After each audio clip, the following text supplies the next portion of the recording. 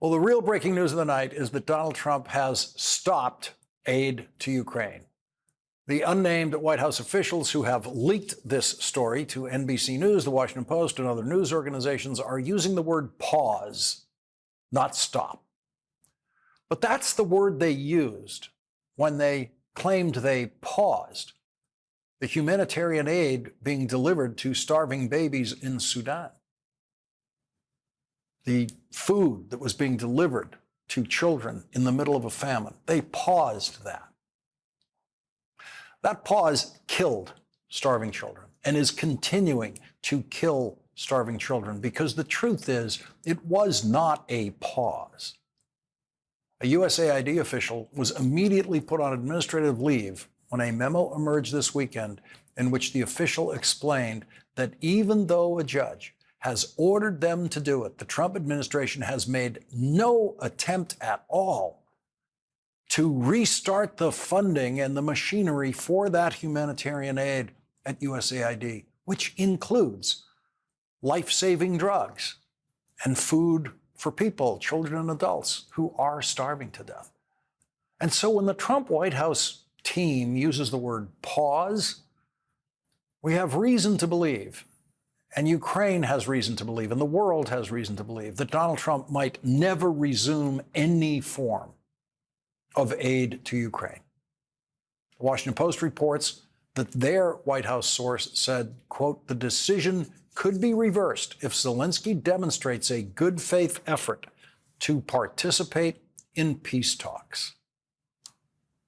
That is exactly what President Zelensky demonstrated in the Oval Office on Friday when he was confronted with a very bad faith effort, first led by J.D. Vance, then followed incoherently by Donald Trump, to simply insult the president of Ukraine, much to the delight of the dictator who Donald Trump seems to think of as a comrade in arms.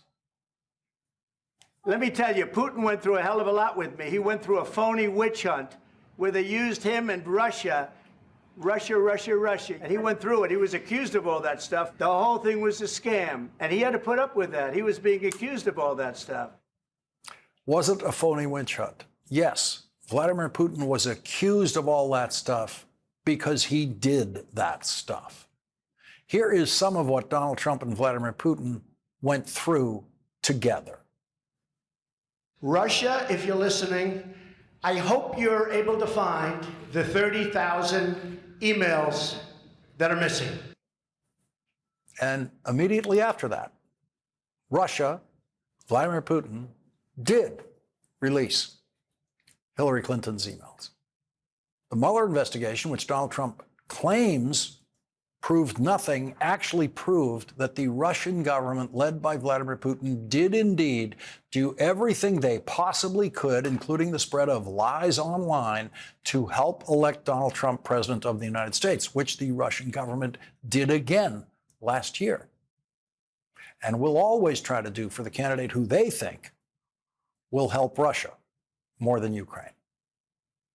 The first president of the United States to earn the title leader of the free world was Franklin Delano Roosevelt in World War II.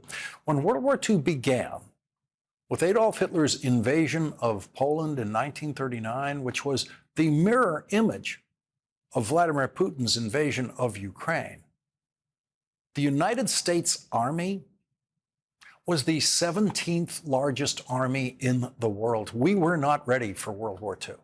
But by the time the United States entered World War II, President Roosevelt was in the middle of a military buildup that would make the United States the most powerful military force on the planet. President Roosevelt made the key decisions that won World War II in Europe and in the Pacific. British Prime Minister Winston Churchill was opposed to President Roosevelt's plan for a massive military invasion on the beaches of France across the English Channel to drive Nazi Germany out of France. And so were some of the commanding generals, American generals, who were serving President Roosevelt.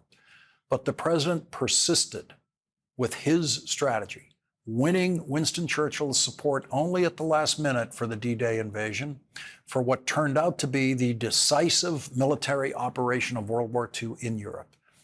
And while Franklin Roosevelt was planning the D-Day invasion and other tactical victories in World War II, President Roosevelt was designing what would become the United Nations, the institution he hoped would be the preserver of peace worldwide after the war. Franklin Roosevelt did not live long enough to see the opening of the United Nations in 1946, and the term leader of the free world was not widely applied to American presidents until the Cold War era, when the United States and the Soviet Union, led by a Russian dictator, were locked into a decades-long standoff with nuclear weapons aimed at each other 24 hours a day. The free world was easily identifiable as the countries who elected their leaders in free and fair elections. The cruel dictatorships, like the Soviet Union and China, who had been our allies during World War II, represented the other side of the Cold War. Those adversarial positions held even after the Cold War thawed. But now Donald Trump, for the first time in American history, has become the president who is changing sides in the middle of a war. The last leader to do that, the last head of state to do that, was Adolf Hitler in World War II, when he suddenly, and intemperately to say the least, after conquering Poland and France and other countries, turned and attacked his ally, the Soviet Union. No other European country has ever done that, which is why, after Donald Trump's incoherent, raging performance in the Oval Office on Friday, European leaders embraced President Zelensky in London this weekend, vowing to continue to support Ukraine against a murderous Russian dictator war criminal in every way they can. While Donald Trump was yelling in the Oval Office Friday, the war criminal Vladimir Putin was firing missiles and drones into Ukraine all day long. Ukraine on Friday didn't fire a single shot across the Russian border into Russia, not one shot. And so the President of the United States is no longer the leader of the free world or even a defender of the free world. The free world has rallied around the leader who, though struggling with a language barrier, tried to cut through Donald Trump's lies in the Oval Office on Friday. President Volodymyr Zelensky might never be called the leader of the free world, but he is, without a doubt, the bravest leader in the free world. Leading off our discussion tonight is Democratic Senator Mark Kelly of Arizona. He is a member of the Senate Armed Services You get a lot Committee of glare here. and the Senate Intelligence Committee. Senator, thank you very much for joining us tonight. I want to, first of all, get your reaction to what happened in the Oval Office on Friday. Well, I met with Zelensky before that. We had a great meeting. Cameras were out of the room. What I saw in the Oval Office was what feels like a setup, and where Donald Trump and J.D. Vance feel like they're demonstrating a certain amount of strength. What they really showed the American people and the rest of the world was weakness, abandoning our ally at their most needed time. This war has gone on now for 3 years. It does need to end, but it doesn't need to end by the United States of America switching sides. That is a mistake. I don't think Donald Trump understands, or I don't even think he has the capacity to understand what he just did. But this was a colossal error, and if it is not corrected, I think it's going to haunt our country for decades. And also tonight's news that they are, as they put it, the Trump White House puts it, pausing all aid to Ukraine. What happens next? Well, what happens next is more Ukrainians die. That means more women, more children, more old people. They're not going to be able to fight off attacks from the Russians without the security assistance that we give them. I've been to Ukraine a couple times. I know J.D. Vance hasn't. Donald Trump hasn't. My colleagues on both sides of the aisle, many of us have. I met with folks in Patriot batteries who every single night are shooting down cruise missiles and ballistic missiles from the Russians. If they don't get help from us, those missiles get through. Putin targets schools and hospitals to try to intentionally kill civilians. This decision tonight by the White House means more innocent Ukrainians will die. Can Europe rally now to a point where it can replace, to some extent, the American aid? Hard to replace us. You talked about how we're the leader of the free world. We have been since FDR. I think we've been even before that. And I don't think Donald Trump understands leadership. He doesn't understand FDR or Churchill. He doesn't understand history. Can the Europeans step up? It looks like they're going to try to. But without our leadership, without our assistance, this gets very, very hard for the Ukrainians. And by the way, it gets easy for Russia. This is what Russia wants. The Kremlin just today, Lawrence, said that this was largely their vision. This is what they wanted. They now have Donald Trump, J.D. Vance, and I guess to some extent, Elon Musk on their side. How many times have you heard President Zelensky say thank you? It seems like every other sentence. He did on Friday in our meeting. He has a habit of saying thank you to the American people. Thank you to Congress. Thank you to this president. Thank you to Joe Biden. I don't think I've ever met somebody that is more appreciative than Zelensky. I mean, he understands that how much help we are giving them. He gets it. And without it, his country doesn't survive. And if we don't get back in there and give them the assistance that they need, Russia is going to win this thing. And make no mistake, Putin wants to put back the Soviet Union, put it all back together, and he'll pick his next target. Do you think there's any hope of Republican senators taking any action here? Well, Lisa Murkowski stood up and said, put out a strong statement the other day. I think there is some hope. However, especially after this election, many of my Republican colleagues have unfortunately fallen in line, and they will parrot whatever Donald Trump says. If he changes his opinion on something, if he switches sides in a conflict, many of them will just get in line right behind him. And that's really unfortunate. And the consequence of all this, Lawrence, is that as a country, we are less safe. As an individual here in the United States, you are less safe. Your family is less safe. Our future is less safe. Senator Mark Kelly, thank you very much for starting off our coverage tonight. Thank you. Thank you. And coming up tomorrow night, Donald Trump could be delivering his speech to Congress after the greatest stock market collapse since COVID, or maybe even worse than that, because Donald Trump claims not to know what the stock market knows, which is that Trump tariffs are paid only by American consumers here in the United States. Senator Gary Peters of Michigan, whose state's auto industry would be hit hard by Trump tariffs, will join us next.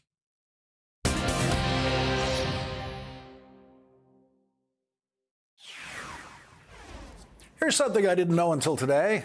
Thanks to my hometown newspaper, the Boston Globe, New England imports 80% of its gasoline and diesel fuel from Canada. So all that gasoline and diesel fuel that people in these 6 New England states use for their cars and trucks and boats is going to be more expensive tomorrow if Donald Trump actually goes through with the stupidest economic idea that has ever originated from a president of the United States. Massive tariffs on everything imported from Canada and Mexico, with 10% tariffs on all fuel imported from Canada and Mexico. If Donald Trump does that, he will be violating the trade deal with Mexico and Canada that he proudly negotiated and signed into law the first time he was president, claiming at the time it was the greatest trade deal in history. That's the trade agreement we currently have with Canada and Mexico. I'll believe that Donald Trump will actually impose these crazy tariffs only after he's done it, because they are so crazy. He has specialized in threatening tariffs that would dramatically raise prices in the United States and then stepping back from that threat at the very last minute, as he did a month ago. 94-year-old Warren Buffett, the most respected American investor in history, said this weekend that tariffs are an act of war. And then he said, quote, the tooth fairy doesn't pay them. Warren Buffett hates to talk about Donald Trump and so could not be pulled into a more expansive discussion of the Trump tariffs. But the Wall Street Journal isn't shy about the subject with a headline in an editorial published tonight, as Rachel was saying earlier. The headline says, Trump takes the dumbest tariff plunge. The Journal reports the Dow Jones Industrial Average took a 650-point header after he announced that he'll hit Mexico and Canada on Tuesday with 25% tariffs. We've courted Mr. Trump's ire by calling the Mexico and Canada levies the dumbest in history, and we may have understated the point. We reported an analysis by the Anderson Economic Group that the 25% tariff will raise the cost of a full-size SUV assembled in North America by $9,000 and a pickup truck by $8,000. Is this how the new Republican Party plans on helping working-class voters? Michigan's Democratic Senator Gary Peters writes that the Trump tariffs, quote, would kneecap the big three automakers, slash union jobs for U.S. auto workers, and hold the door wide open to overseas competitors looking to dominate our markets. Joining us now is Democratic Senator Gary Peters of Michigan. He's the top Democrat on the Senate Homeland Security and Governmental Affairs Committee. He also serves on the Senate Appropriations Committee, Armed Services and Commerce Committee. Senator, thank you very much for joining us tonight. I want to go to the details in your statement about the auto industry and especially your point about how it would help the overseas competitors trying to dominate our markets. Well, it will, Lawrence, because they're not going to be subjected to these tariffs. So actually, this is just a direct attack on American companies, American workers. It will raise the prices for consumers. You mentioned one of those analysis, $9,000 to $10,000 increase. And if you just got to think about how this industry is just so integrated across the borders. Take in my home state of Michigan. Our largest trading partner is Canada. We have the busiest border crossing in North America, Detroit to Windsor, with another large border crossing up in Port Huron. And when you actually look at how those cars are manufactured, they're parts across the border. They go back and forth. You can imagine the tariffs being cumulative as those parts are going back and forth in the manufacturing process. It is absolutely chaos for the industry. In fact, one of the leading CEOs said this would blow a big hole in the auto industry, in the American auto industry, while giving a pass to automakers in Asia and Europe.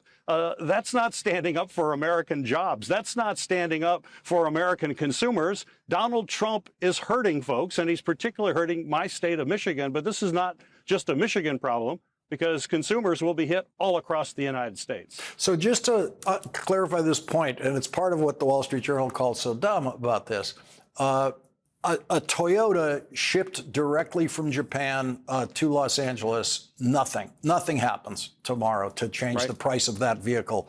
An American car made by an American manufacturer that has moved back and forth across the Canadian border, ultimately made in the United States, though, that car, that pickup truck, that SUV, price goes up by 25%.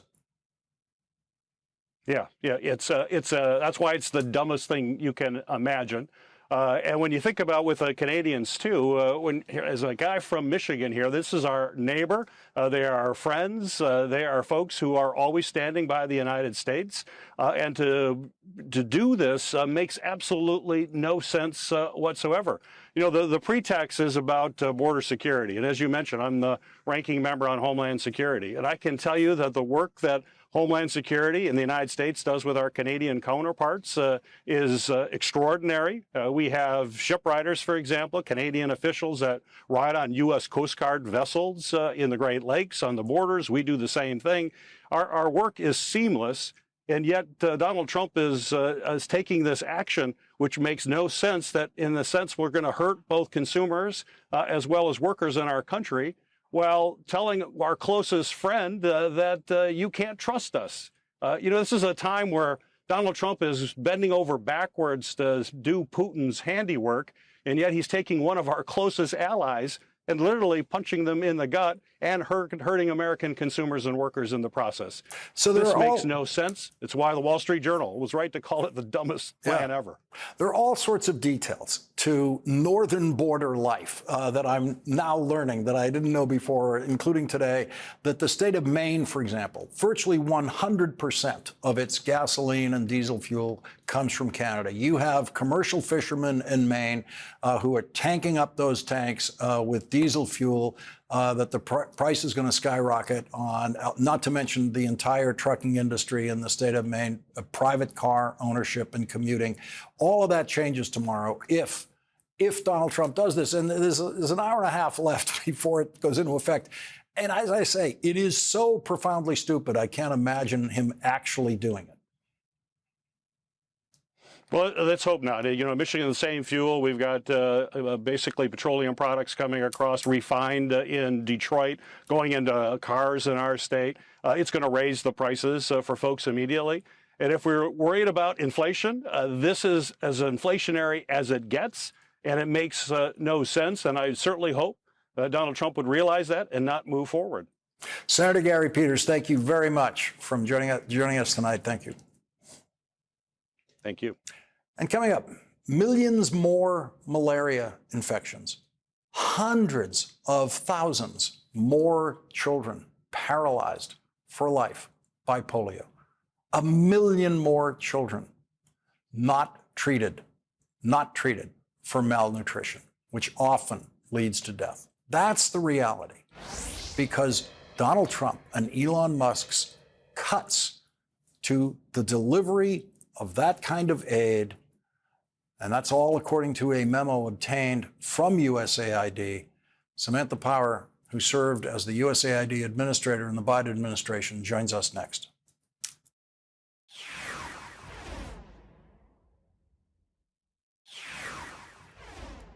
It is not news that Elon Musk lied. He does that every day on Twitter and elsewhere, but now we have the proof that Secretary of State Marco Rubio lied about the same thing. Elon Musk, who knows nothing about government operations, but should know something about the deadly diseases in the continent of Africa, where he was born and grew up, stupidly and with extreme cruelty, shut off the life-saving humanitarian assistance provided by the United States Agency for International Development, which saves lives, or used to save lives, every day around the world, saving starving children suffering from famine, working to prevent or contain deadly transmissible diseases like Ebola, malaria, and many others. In the worst joke Elon Musk has ever tried to tell, he said in the Oval Office that he made a mistake in shutting down funding for Ebola containment. He said, we have, for example, turned on funding for Ebola prevention and for HIV prevention. We are moving fast. So we all make mistakes, but we also fix the mistakes very quickly. He was lying. He didn't turn on anything. And Secretary of State Marco Rubio was lying when he said a week after Elon Musk shut down the United States Agency for International Development that they would immediately restart USAID's life-saving humanitarian assistance. That did not happen. According to a brave memo written by USAID's acting assistant administrator of global health, Nicholas Enright, who apparently lost his job because he wrote this memo to Donald Trump's chosen operatives at USAID, Mark Lloyd and Tim Meisberger, who, according to the memo, are doing everything they can to block life-saving humanitarian assistance from saving a single life. Matthew Cavanaugh, the director of the Georgetown University Center for Global Health Policy and Politics, told the New York Times that the memo makes it, quote, clear the Trump administration is well aware that it is violating court orders and not delivering life-saving aid it claimed to be funding. Nicholas Enright was placed on administrative leave after writing the memo to Donald Trump's operatives, Mark Lloyd and Tim Meisberger, saying in its first sentence, the temporary pause on foreign aid and delays in approving life-saving humanitarian assistance for global health will lead to increased death and disability, accelerate global disease spread, contribute to destabilizing fragile regions, and heightened security risks, directly endangering American national security, economic stability, and public health. The memo says that malaria cases will increase by 17.9 million. Tuberculosis will increase by 32%. There will be an additional 200,000 cases of polio, a disease that was on the verge of being eliminated. 16 million pregnant women will not receive life-saving services from USAID.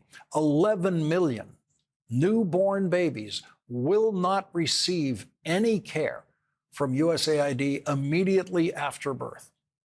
And 1 million children per year will get no treatment for severe acute malnutrition, which can lead to death or brain damage.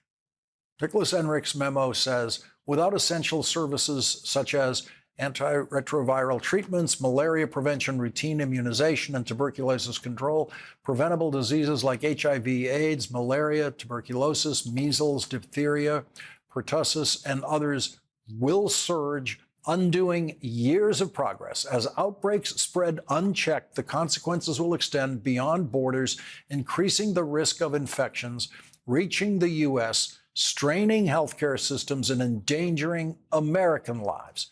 In a globally connected world, outbreaks abroad don't stay overseas. Measles outbreaks in the U.S. in the past decade, for example, have often been traced to imported cases as the disease was eliminated domestically. In 2023, the U.S. saw its first locally acquired malaria cases in 20 years, likely due to travelers introducing the parasite into mosquito-prone states like Florida and Texas. Joining us now is Samantha Power, who served as the administrator of the United States Agency for International Development in the Biden administration. She also served as ambassador to the United Nations in the Obama administration. Ambassador Power, thank you very much for joining us tonight. And I don't think there's a story or an issue more urgent than this. This is literally about feeding starving children tonight. It's devastating, and we should, of course, commend the sacrifice, the self-sacrifice of the individuals still left at USAID. There are not many, but they continue every day, even though the waiver process clearly does not produce meaningful waivers in the world that allow meaningful funding to flow. Individuals like Nicholas just keep every day trying to work the process, work the system, because what else can they do? They know the human consequences of giving up and actually conceding that this is all a sham. You know, the memo brings it back to the United States. It brings it back to a domestic concern that this kind of neglect can, in effect, import diseases here. And obviously, there are people who will only take an interest if you can trace it back to a risk in the United States. But I don't understand why it isn't enough for anyone in Washington, even in the Trump White House, to say, we have the ability to save the lives of starving children tonight. Why aren't we doing it? Well, what's so kind of bizarre about the failure of members of Congress to step forward, and Republicans in particular, is just how deep the bipartisan support for the life-saving programs has been. USAID was the most earmarked, to use a technical Washington term, government agency, I think there is. Something like 95% of the resources that came to USAID came with, in a sense, an order from Congress that you have to spend it in global health this way, you have to spend it in education this way, you have to do this in the democracy and governance space. The level of congressional bipartisan ownership of what USAID has done in the world, the number of congressional visits to see this work, to see these babies who receive ready-to-use therapeutic food being brought back to life quite literally because of the work that USAID did out in the world with our partners. People know the good that this agency has done, both for reasons of compassion and just because we care and we are connected and because we can and because it is relatively inexpensive, And then also because of the links that we know there are back to the United States in a world where it's not the 18th century. It's not the time of the founding of the United States where somebody could argue that we could live in isolation, that what happened over there would stay over there. So you're right that in global health, I think there is a temptation to lean in to the health security consequences of letting these diseases run amok, of not doing routine immunization, of not doing Ebola prevention, of not smothering an outbreak of a disease that could easily come here. You would think so soon after COVID that would be really compelling. But you would also think that innovation labs in Kansas and at Mississippi State University and in Florida and in Nebraska, all of which have been shut down in the area of agriculture, innovations that can help American farmers as well as those hungry people out in Africa or those small-scale farmers who rely on these innovations. You would think that would motivate people. There's so many reasons that people can rally around this agenda, and instead, this misinformation, these lies, the traction they get because of the reach of the platform, of course, that Doge has through Elon Musk. It's just devastating to see both, again, the compassionate work and the self-interested work get crowded out by misinformation.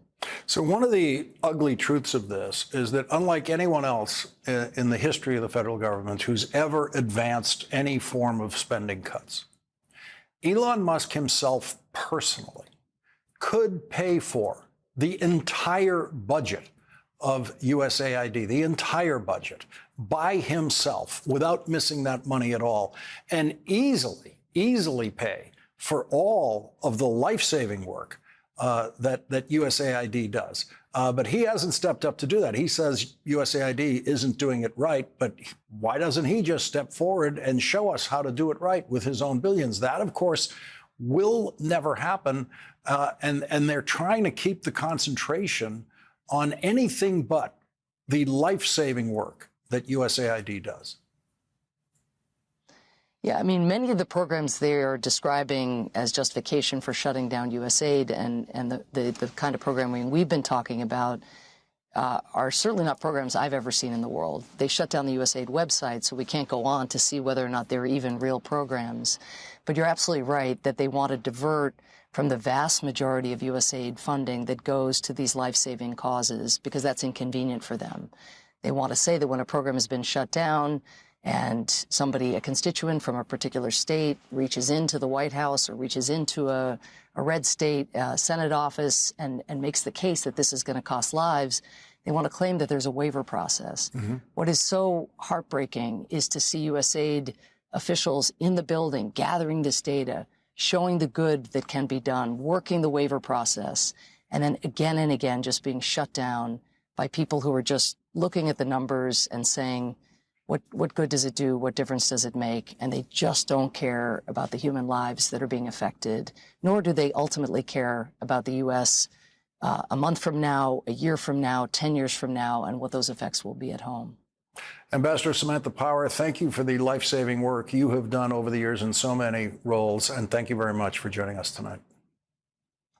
Thank you for continuing to cover this, Lawrence. Thank you. Thank you.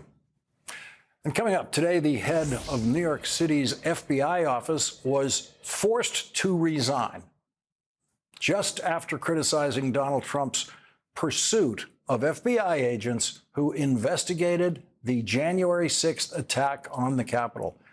Andrew Weissman joins us next.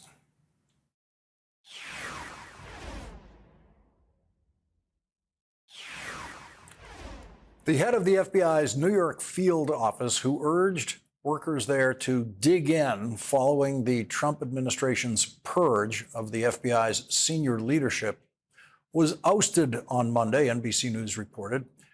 New York's top FBI agent, James Dennehy, wrote in an email to staff, quote, "Late Friday, I was informed that I needed to put my retirement papers in today, which I just did.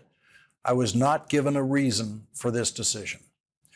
His departure came 1 month after Dennehy wrote a defiant email after the Trump administration targeted FBI agents who participated in the January 6th and the investigation of the January 6th attack on the Capitol. He wrote, "Today, we find ourselves in the middle of a battle of our of our own, as good people, are being walked out of the FBI, and others are being targeted because they did their jobs in accordance with the law and FBI policy, James Dennehy wrote in a letter last month. NBC News reports that Dennehy urged FBI agents in his farewell email to protect the Bureau from political interference. Quote, "As I leave today, I have an immense feeling of pride to have represented an office of professionals who will always do the right thing for the right reasons, who will always seek the truth while upholding the rule of law, who will always handle cases and evidence with an overabundance of caution and care for the innocent, the victims, and the process first, and who will always remain independent." Joining us now is Andrew Weissmann, former FBI General Counsel and former Chief of the Criminal Division in the Eastern District of New York. He's also an MSNBC legal analyst. Andrew, what does this forced resignation mean to the FBI, and particularly the FBI operating in New York City? Well, folks should understand that the head of the FBI here in New York is the head of the largest field office in the FBI family. It is, it's the area where all of the major cases, whether it's criminal, national security, are undertaken. It is such an important position to the FBI. And what does this mean to the FBI? If you want to know what hollowing out of our democracy looks like, this is it. It is the same thing that we saw when Danielle Sassoon, the head of the Southern District of New York U.S. Attorney's Office, also an incredibly important office to the Department of Justice, when she was forced out. These are people who I assume have incredible conservative credentials and are being forced out. It has nothing to do with the deep state. It has everything to do with wanting people who will not follow the law and the facts.